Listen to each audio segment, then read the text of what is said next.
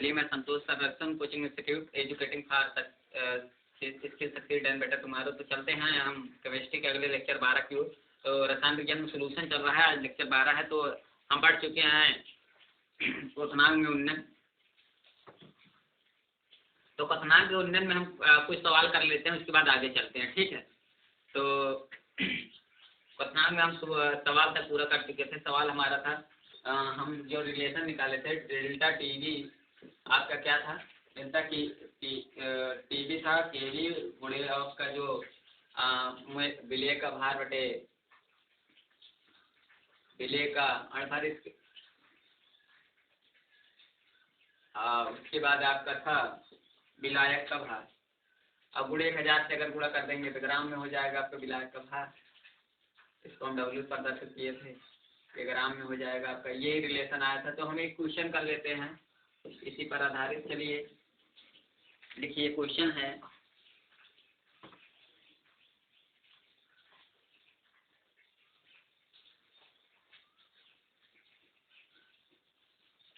दो 2.25 ग्राम 2.25 ग्राम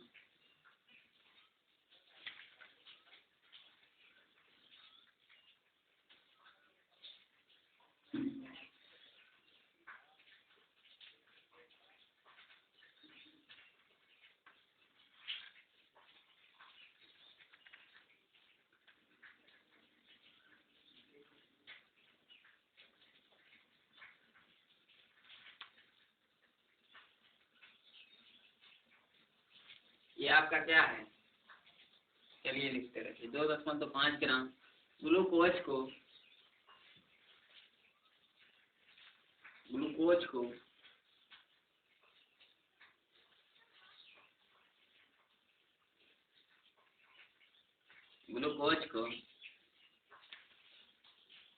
जल में घोलने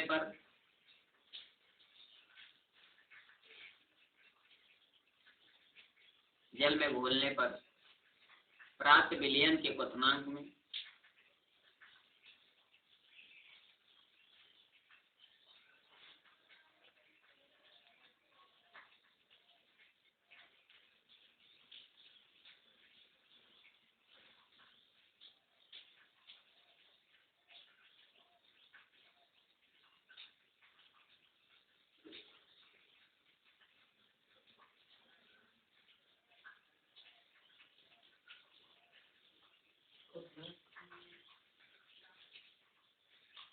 में 0.93 डिग्री सेल्सियस वृद्धि होती है। 0.93 सेल्सियस वृद्धि होती है।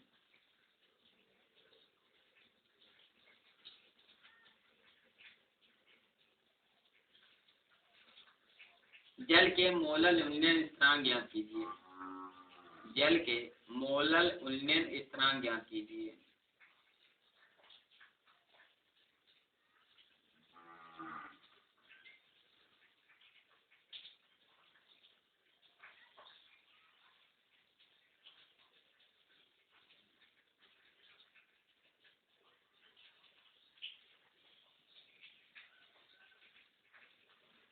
चलिए बच्चों देखिए, करंट देखिए, पहले समझिए।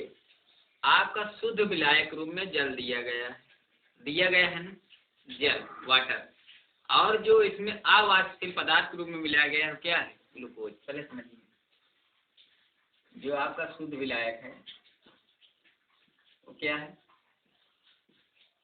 जल है। पहले समझिए क्या है, जल। ठीक, उसके बाद जो आपका विलेय पदार्थ है क्या है, इसी के नाम क्या है, अवाष्पशील। और जो विलायक होता है ना शुद्ध वाला, वो वाष्पशील होता है, उसका आवाज बन जाता है अवाष्पशील। क्या है, ग्लूकोज।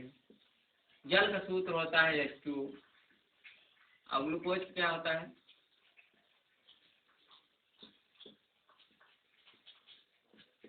ग्लूकोज के सूत्र होता है C6H12O6।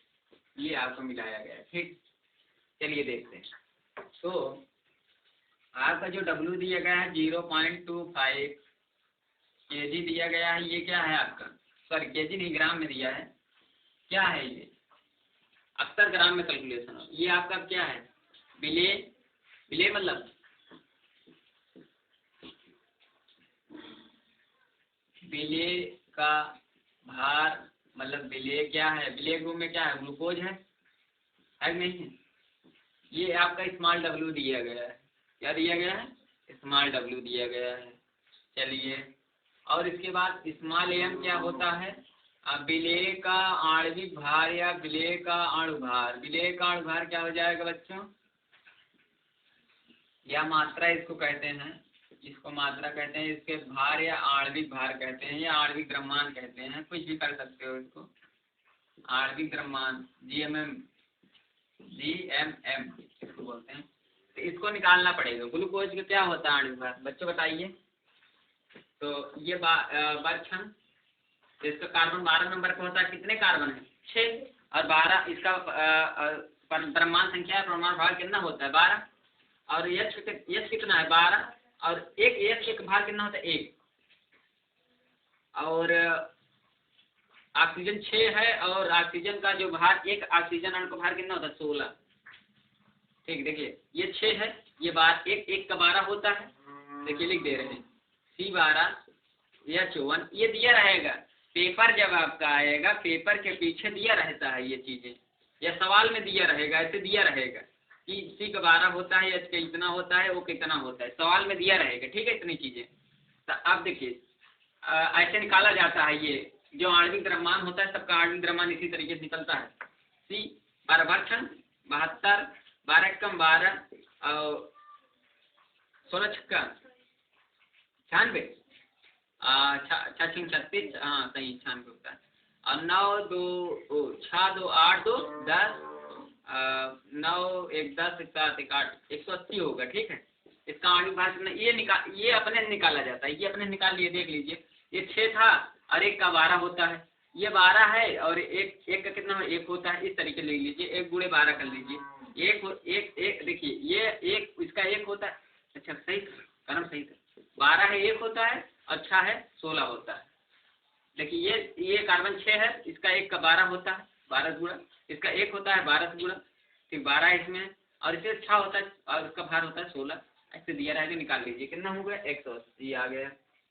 अब चलिए हम विलायक के रूम में चलते हैं। विलायक क्या है आपका, शुद्ध विलायक। क्या लिए हो आप शुद्ध विलायक में, जल है आपका।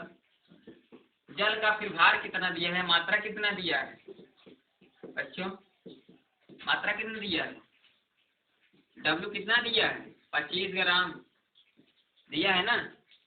अब देखिए हम आपसे ये क्वेश्चन पूछना, क्या इसमें इसके आणविक द्रव्यमान की जरूरत पड़ेगी जल की। जल का कितना होता है बच्चों, 18 होता है ना, 18 अगर निकालेंगे तो जल का, लेकिन वो जरूरत नहीं है हमको। कहीं भी क्वेश्चन में क्या आणविक इसका पूछा गया है, कहीं नहीं पूछा गया है ना। ऑक्सीजन कितना, 1 गुणे 16, और ये 2 है, 18 होता है इसके।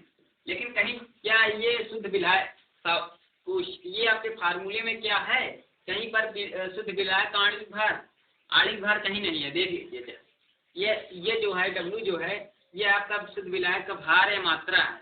इसका आणविक भार नहीं निकालना है, 18 जो निकाला जाता है। ये ग्राम प्रति मोल होता है इसका मात्रक, और यहाँ भी ग्राम प्रति मोल होता है। ठीक है,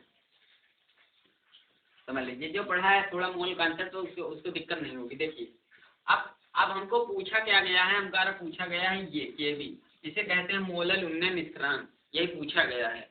और डेल्टा टीबी कितना दिया है, ये जो निकाले हैं 18, ये 18 का जरूरत नहीं है। 18 इसका होता है यम, कैपिटल यम मान लीजिए। ये 18 ये मतलब है ये विलायक का आणविक भार है, ये नहीं निकालना है। ये कहीं अगर ये सूत्र में कहीं होता तो निकाल देते। ये कितना दिया है आपको, 0.93 सेल्सियस, 0.93 सेल्सियस, डिग्री सेल्सियस। तो डेल्टा टीवी दिया है, डब्ल्यू दिया है, एम दिया है, ये दिया है, तो क्या चीज़ नहीं दिया है, ये नहीं दिया है, केवी। और ध्यान दे रहे हैं ये कैलकुलेशन ग्राम में हो रहा है, इसलिए 1000 से गुणा होगा। ये केजी में होता है ना, केजी में होता है, इसको चेंज करना पड़ता है। ठीक है, चेंज करने में ये देखिए जब केजी होता तो यहाँ देखिए जब ये केजी होगा तो 1000 हट जाएगा, लेकिन ये किसमें है, ये ग्राम में है, 25 ग्राम। जब ये ग्राम में है तो इसको ग्राम बनाने के लिए इसमें 1000 से भाग देते हैं। जब 1000 से भाग देते हैं तो 1000 ये भाग बटे बटे ऊपर चला जाता है तो यहाँ 1000 लिखा जाता है। ठीक है, समझ लीजिए इसको सही सही तरीके, ये आपका मेन फार्मूला है, इसको याद रखना है। ठीक है, अब देखिए हमको पूछा ये तो ये सारी चीजें पक्षांतर इस तरफ आएंगी और ये बच रहा है दोनों चीजें इसके बटे में आएंगी। क्या दिखेगा आपका फार्मूला, आपका दिखेगा के बी बराबर पक्षांतर कर लीजिए, ये दोनों इस तरफ आएंगे तो डेल्टा टी बी इस तरीके से होगा, डेल्टा टी बी गुणे एम गुणे डब्ल्यू ग्राम में, ऐसे ग्राम में जो क्वेश्चन में जी एम लिखते हैं इसका मतलब ग्राम में। और उसके बाद ये दोनों चीजें बची, ये क्या जाएंगी, ये दोनों जाएंगी इसके बटे में, आएंगी नहीं आएंगी, इसके बटे में चली जाएंगी तो ये क्या हो जाएगा आपका डब्ल्यू गुणे।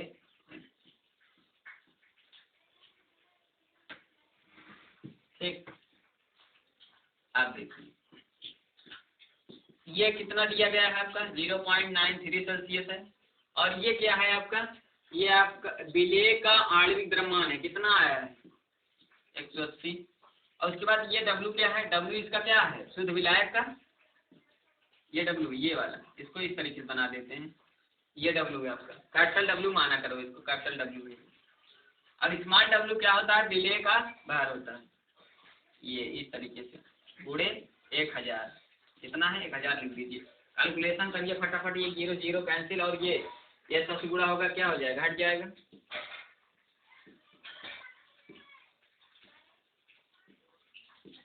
ये क्या हो जाएगा, दशमलव हट जाएगा, 100 से गुणा हो जाएगा। ठीक है, और ये कट जाएगा क्या है इससे 10 25, 5 से पहले काटिए, 50 25, 5 चौक 20, 50 25, फिर 5 से काटिए 5 9 45, 0.9।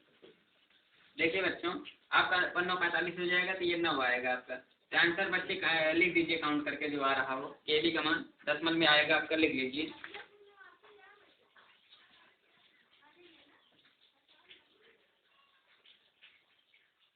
एक मिनट, हमारा जो 18 है वो भी छूट रहा है, 1 मिनट, 18 भूल गए हैं, 18 जो काटे थे यहाँ 180 का 0 काटे थे, 18 छूट गया था, 18 लिख दिया ना, दोनों 18।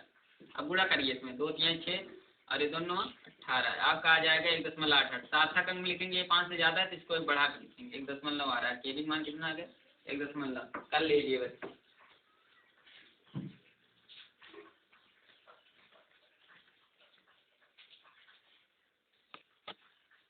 चलिए बच्चे अगला क्वेश्चन है, एक कार्बनिक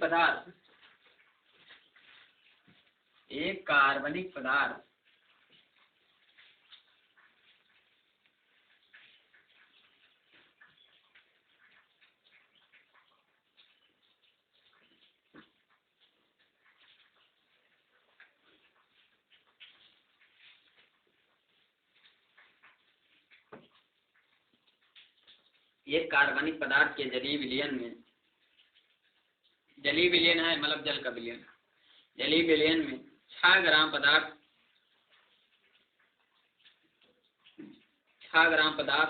का नाम नहीं दिया गया है क्योंकि पदार्थ का अणुभार ही पूछा है ना।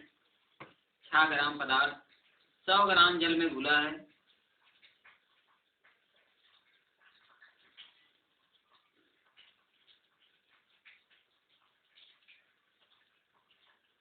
ग्राम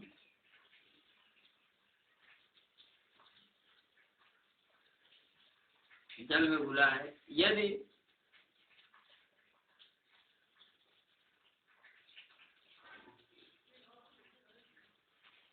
यदि विलयन का क्वथनांक 100.51 सेल्सियस हो तो 100.51 सेल्सियस हो तो पदार्थ के अणुभार की गणना कीजिए, पदार्थ के अणुभार की गणना कीजिए, पदार्थ के अणुभार की गणना कीजिए। चलिए बोर्ड पर देखिए, आपका जो देखिए डेल्टा टी भी नहीं मिल रहा है, डेल्टा टीवी नहीं दिया है, क्या क्या दिया है पहले इसको कैलकुलेट कर लीजिए। हमारा जो पदार्थ दिया है, जो शुद्ध विलायक रूप में दिया गया है, वो कितना दिया गया है शुद्ध विलायक वाला? 100 ग्राम दिया गया है नहीं। और ये है आपका जल शुद्ध विलायक का भार, जिसको हम क्या कहते हैं, भार या मात्रा, मतलब डब्लू, कैपिटल डब्लू रूप में जानते हैं। ये कितना है? 100 ग्राम, 100 ग्राम दिया है, ठीक है। और जो आपका स्मॉल डब्लू जो विलेय दिया है, विलेय का भार जो दिया है, विलेय जो दिया है स्मॉल डब्लू का भार या मात्रा, वो कितना दिया गया है? पहली बात पूछा क्या गया है? ये पूछा गया है आपका विलेय का अणुभार पूछा गया है। विलेय का अणुभार, विलेय मतलब अणुभार, उसका यम, अणुभार निकाल नहीं सकते क्योंकि पता नहीं, पदार्थ का नाम नहीं दिया गया कौन सा पदार्थ है ये, लेकिन कितना दिया गया, इसका भार दिया गया है 6 ग्राम, ये भी पता है।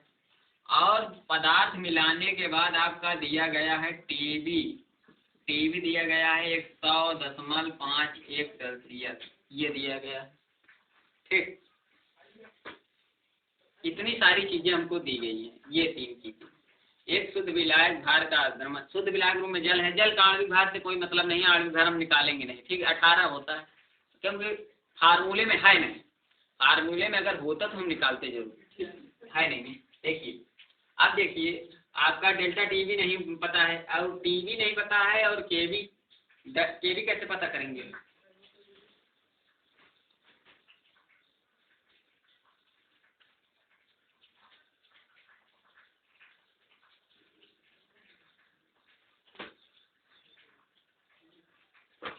देखिए केवी मान क्या है, केवी मान दिया गया है 0.51, क्योंकि इसका टेम्परेचर पर निर्भरता, ये आपका दिया है मोल सेल्सियस मोल, केवी मान इतना दिया गया है, मतलब यही जो आएगा इसका आंसर। देखिए अब देखिए, अगर हमको डेल्टा टीवी निकालना है तो टीवी बराबर टीवी नॉट होता है, और टीवी नॉट हमको कैसे पता चलेगा? देखिए ये बताइए, टीवी नॉट कहाँ से पता चलेगा? ये बताइए, जल कितने पर शुद्ध विलायक है, वो शुद्ध विलायक का तापमान उबलने वाला कितना होता है? जल कितना होता है? 100 डिग्री सेल्सियस। तो आराम से ये टीवी कितना दिया गया है? 100.51 सेल्सियस। अब इसी में क्या होगा, टीवी नॉट क्या शुद्ध विलायक का है। जब हम क्वेश्चन में पढ़ा रहे थे उसमें क्या लिखा है, बिलियन का टेम्परेचर माइनस क्या शुद्ध विलायक का टेम्परेचर, माइनस क्या कर दीजिए 100 सेल्सियस, आपका क्या हो जाएगा 0.51 सेल्सियस, इतना आ गया ना। और यही बच्चों आपका केवी का भी मान है, यही क्या है, केवी का भी मान है, यही पुट कर देंगे, केवी का भी मान यही रखेंगे, ठीक।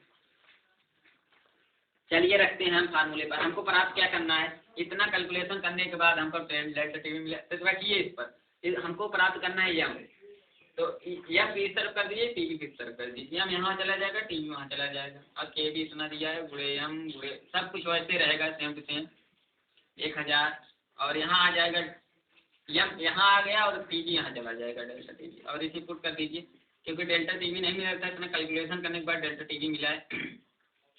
ये जो 100 सेल्सियस है ये दिया नहीं जाता है, ये आपको पता करना पड़ेगा कि जल का जो क्वथनांक होता है, जल का क्वथनांक कितना होता है 100 डिग्री सेल्सियस, जल कितने पे पिघलता है 100 सेल्सियस, तो डेल्टा टीवी नॉट ये हो जाएगा। और टीवी पहले दिया है, ये विलियन का टेम्परेचर दिया है मिलाने के बाद, और ये आपका शुद्ध विलायक का दिया गया है। जब क्वथनांक उन्नयन पढ़ा, ये आपका क्वथनांक उन्नयन है, डेल्टा टीवी क्वथनांक का उन्नयन है, तो उन्नयन किसे कहते हैं, विलियन का टेम्परेचर माइनस शुद्ध विलायक का दिया नहीं दिया, तो इसको हमको दिमाग में पता होना चाहिए, कि हमारे दिमाग पहले पता होना चाहिए कि 100 डिग्री सेल्सियस पे क्या होता है, जल उबलने लगता है, तो वही वाला टेम्परेचर क्या करेंगे, घटाएंगे, ये अपने से पता होना चाहिए। ये चीज़ दिया नहीं है सवाल में, लेकिन पता करना पड़ेगा अपने से, अपने जानकारी होनी चाहिए। ये क्या होगा डब्लू ग्राम में, चलिए रखिए। के भी कितना होगा आपका, के भी दिया है बताए अभी, इतना जितना वो आपका टेम्परेचर है उसी के बराबर कर दिए। और वैसे ये के भी जरूरी नहीं वही चीज है, ये बदल भी सकता है, ठीक है, के भी बदल भी सकता है। चलिए डब्ल्यू कितना दिए 6 ग्राम, और 1000 से गुणा वो ग्राम होने की वजह से आपका टी भी कितना निकल के आया, इतना ही सेल्सियस। अब गुड़े आपका ये कितना है डब्ल्यू, कैपिटल डब्ल्यू कितना आया है 100 दिया है, ठीक है। तो 100 से 2 जीरो आउट, और ये से ये कैंसिल, तो बचा क्या 10 गुणे 6 गुणे 10, ये आया आपका 60 क्या आएगा ग्राम प्रति मोल। कर लीजिए आंसर।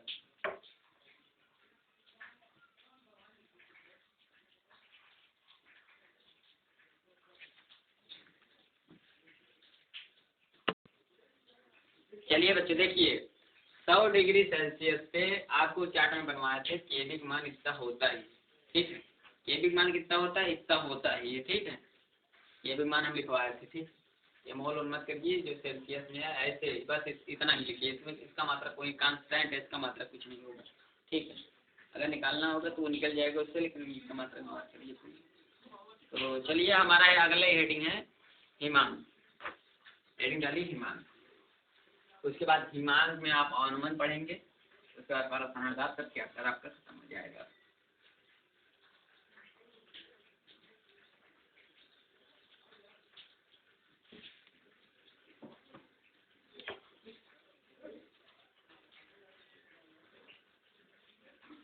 हिमांक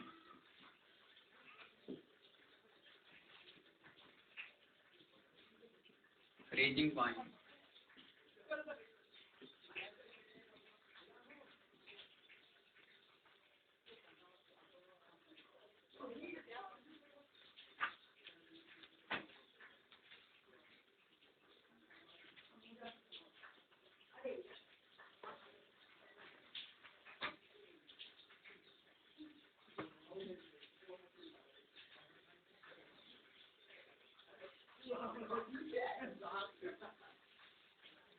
क्या लिखा, जिस ताप पर किसी द्रव का वाष्प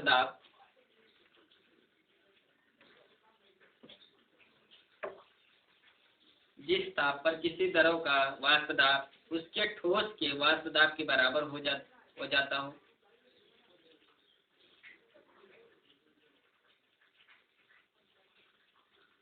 जिस ताप पर किसी द्रव का वाष्प दाब उसके ठोस के वाष्प दाब के बराबर हो तो उसे द्रव का हिमांक कहा जाता है। उसे द्रव का हिमांक कहते हैं। देखिए समझिए बच्चे, ये बात है जब द्रव से आपका बर्फ, जब आपका पानी से बर्फ बनता है, क्या होता है, उस पानी का वाष्प दाब ठोस का जो वाष्प दाब होगा उसके बराबर होना चाहिए। कब होगा, जब आप उसको टेम्परेचर लो करते जाएंगे, पानी का टेम्परेचर क्या करने चाहिए, लो करते जाएंगे, और जो उसमें उष्मा है पानी की, उष्मा कम होती जाएगी तो एक समय आएगा पानी बर्फ बन जाएगा। तो जल का वाष्प दाब उसके ठोस के वाष्प दाब के बराबर होगा जिस ताप पर, वह ताप, और वह ताप कितना होता है 0 डिग्री सेल्सियस होता है। मान लीजिए आपका टेम्परेचर पानी का कितना है 25 डिग्री सेल्सियस। अगर पानी को उबालना है तो इसको कहाँ तक ले जाएंगे 100 डिग्री सेल्सियस, तो ये आपका क्वथनांक होता है। लेकिन यही पानी को अगर ये फिर क्या बनेगा, ये पानी आपका है द्रव अवस्था में, क्यों, और ये किस अवस्था में बन जाएगा, गैस अवस्था में, जिसको हम भाप कहते हैं या वाष्प कहते हैं। किस टेम्परेचर पर होता है बच्चों 100 डिग्री टेम्परेचर पर। अगर यही टेम्परेचर हम कम करते जाएंगे, कह रहा है कि 25 डिग्री वाले टेम्परेचर पर पानी का वाष्प दाब, उसके बाद जब ये 0 डिग्री से करीब में पहुंचेगा तो इसका, जब ये ठोस अवस्था हो जाएगा, इसका वाष्प दाब दोनों बराबर हो जाएंगे, उसे क्या कहते हैं हिमांक कहते हैं। ये पानी का हिमांक कितना होता है? 0 डिग्री सेल्सियस होता है। अब ये पानी किस अवस्था में हो जाएगा? बर्फ बन जाएगी, जिससे क्या कहते हैं? ठोस। ठीक, इस तरीके से आप लिखेंगे। हिमांक में अनुमान पढ़ना है। चलिए अब चलते हैं आगे टॉपिक में। तो लिखिए हिमांक में अनुमान। आपको लिखवा दिए हैं ना, पहले समझा रहे थे हिमांक का अनुमान। हिमांक में अनुमान, चलिए डिप्रेशन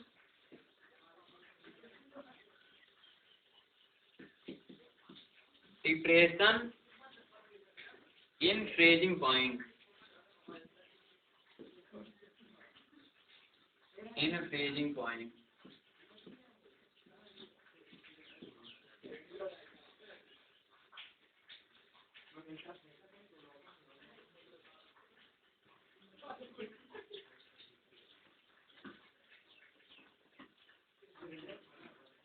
अब क्या होता है बच्चों? जब किसी इसमें क्या होता है, हिमांक में अनुमान कैसे होता है? जब किसी शुद्ध विलायक में, जैसे जल में, जब किसी शुद्ध विलायक में अवाष्पशील, देखिए जब किसी शुद्ध विलायक में, मतलब विलायक मतलब जैसे जल में अवाष्पशील पदार्थ, मतलब जैसे मान लीजिए ग्लूकोज वगैरह या कुछ और, मान लीजिए नमक और चीनी वगैरह, अवाष्पशील पदार्थ जो मतलब इसमें पूरी तरह से क्या वाष्पित ना हो, जो उसे अवाष्पित, और जल वाष्पित होता है, इसलिए इसे क्या कह सकते हैं? अब ये बोल सकते हो वाष्पशील पदार्थ में अवाष्पित पदार्थ। वाष्पशील पदार्थ उसे कहते हैं जिसकी भाप बनती है, जो भाप बन टूट जाता है। अवाष्पित पदार्थ उसे कहते हैं जिसका भाप बनने के बाद क्या होता है? अगर मान लीजिए जो चीनी का शरबत बनता है, उसको उबालते जाइए, उबालते जाते एक समय आएगा पानी सारा उठ जाएगा, लेकिन चीनी बची रहेगी, उसे क्या कहते हैं? चीनी की वाष्प नहीं बनेगी, उसे क्या कहते हैं? अवाष्पित पदार्थ। चलिए, तो अगर मान लीजिए शुद्ध विलायक रूप में आपका मतलब शुद्ध विलायक मतलब वाष्पशील विलायक कर सकते हैं, वाष्पशील पदार्थ भी कर सकते हो, जैसे जल।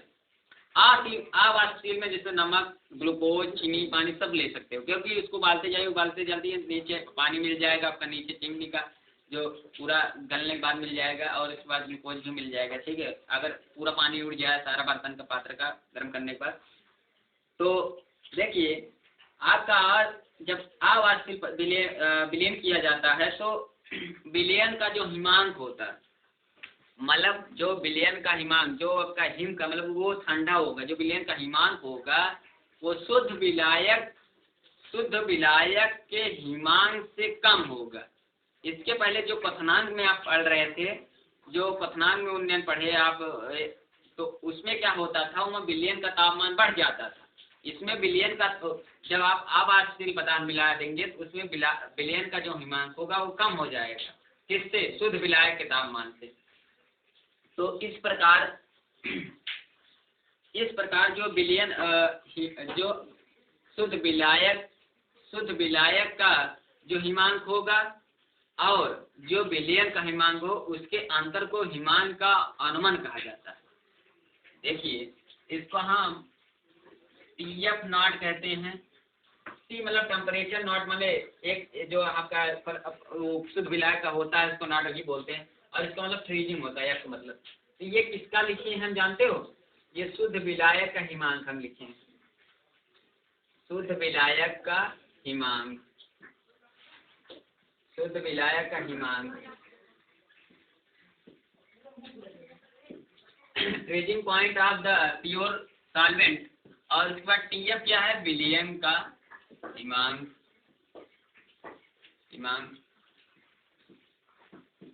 अच्छा बच्चों, उसमें क्या होता था, क्वथनांक में उन्नयन में क्या होता था? उसमें विलयन का टेम्परेचर बढ़ जाता था, किससे? शुद्ध विलायक से। लेकिन इसमें उल्टा हो रहा है, इसमें शुद्ध विलायक का टेम्परेचर, विलयन का टेम्परेचर, जो विलयन का हिमांक आया है, या मतलब शुद्ध विलायक का जो हिमांक है और जो विलयन का हिमांक है, ये इस वाले से ये वाला कम आएगा।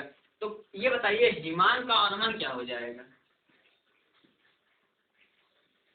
हिमांक में अनुमान को प्रदर्शित करते हैं डेल्टा TF, इस तरीके से यहाँ एफ लगाना बगल में, इसे क्या कहते हैं, हिमांक का अवनमन। अवनमन मतलब घट जाना, इसी से आप पकड़ेंगे आगे चल के। अगर अवनमन कह रहा है तो क्या, ये डेल्टा टी एफ, और कौन में कौन घटेगा, ज्यादा में कम घटेगा, ज्यादा कौन है ये और कम ये है, तो टी एफ पूरा लिख देते हैं फार्मूला। शुद्ध विलायक, शुद्ध विलायक का हिमांक माइनस विलयन का हिमांक, ये क्या है आपका, इसको कहते हैं डेल्टा, और सॉरी टी एफ नॉट इसे कहते हैं, इसे क्या कहते हैं, टी एफ कहते हैं। तो चलिए, तो ये क्या निकल के आएगा आपका formula, T F not minus delta T F बराबर T F not minus T F. देखिए ये ज्यादा है, ये कम हो गया, जो आपका विलयन का हिमांक था वो कम हो गया, और जो डेल्टा टी एफ था बढ़ गया। लेकिन क्वथनांक में यही उल्टा होता था। क्वथनांक में क्या होता था, delta T V bowling, T V मतलब बॉलिंग, बॉलिंग माने बी माने क्वथनांक, बी मतलब बॉलिंग, और इसका मतलब फ्रेजिंग, याद रखना। इस फ्रेजिंग माने, फ्रेजिंग मतलब हिमांक, और उसके बाद बी मतलब बॉलिंग। इसमें क्या होता था, इसमें टीवी पहले होता था, विलयन का क्वथनांक बढ़ जाता था ना, विलयन क्वथनांक बढ़ जाता था और उसका घट जाता था, तो टीवी नॉट वाला जो शुद्ध विलायक था वो घटाया जाता था। अभी इसके पहले सवाल जब कर रहे थे, देखिए टीवी नॉट घटाया नहीं 100 सेल्सियस मानकर, और 100 सेल्सियस पर केवी मान कितना होता है, 0.51, ठीक है। ये इस तरीके से, चलिए परिभाषा लिख लीजिए, इसको बस इसको उतार लेना। लिखिए, जब किसी शुद्ध विलायक में, जब किसी शुद्ध विलायक में आवासशील विलयन किया जाता है, आवासशील विलयन किया जाता है, तो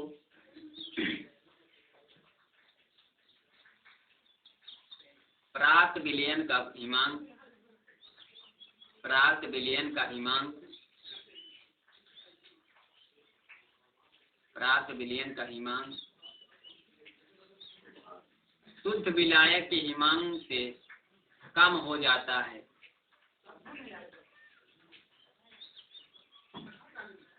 आवासशील विलयन किया जाता है तो प्राप्त विलयन का हिमांक शुद्ध विलायक के हिमांक, शुद्ध विलायक के हिमांक से कम हो जाता है, शुद्ध विलायक के हिमांक से कम हो जाता है। इस प्रकार किसी विलायक के, इस प्रकार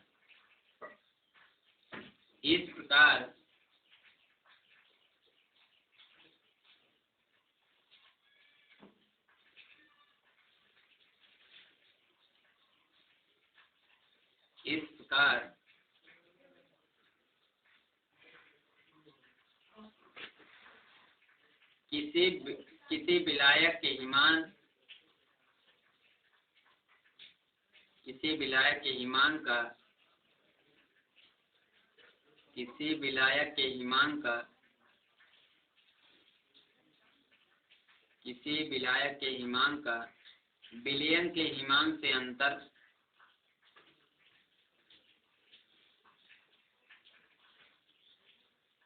इस प्रकार किसी विलायक के हिमांक का विलयन के हिमांक से अंतर हिमांक में अनुमान कहलाता है, हिमांक में अनुमान कहलाता है, हिमांक में अनुमान कहलाता है।